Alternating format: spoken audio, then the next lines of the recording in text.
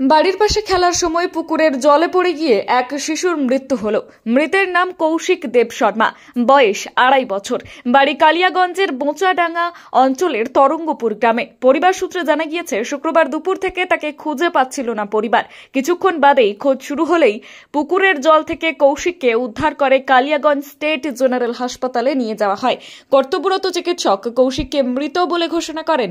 প্রাথমিক তদন্ত শুরু করে ময়না তদন্তের জন্য মৃতদেহ রায়গঞ্জ মেডিকেল কলেজ হাসপাতালে পাঠায় পুলিশ। ঘটনা ঘটেছে বলতে আমাদের ওই যে ওখানে তরঙ্গপুরে আর কি একটা ছেলেকে 2টা থেকে খুঁজে পাওয়া যাচ্ছিল না।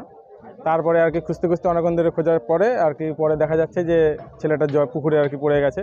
তখন ওখান থেকে উঠিয়ে নিয়ে এসে হাসপাতালে আনা হয়েছে। হাসপাতালে আনার পরে বলছে যে মারা গেছে।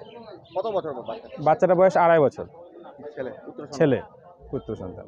ওর নাম হচ্ছে কৌশিক দেব শর্মা। কিভাবে জলে ডুবে সেটা কি জানা আছে? না, খুঁজে পাওয়া যাচ্ছিল না, অনেকক্ষণ ধরে খোঁজাখুঁজি করা হচ্ছিল। তারপরে আর কি দেখা যায় যে পুকুরে আর কি পড়ে আছে। ওখান থেকে পরে উঠে নিয়ে আসা হচ্ছে, হসপিটালে নিয়ে আসা হয়েছে। বাড়ির পাশে বাড়ির পাশেই পুকুর।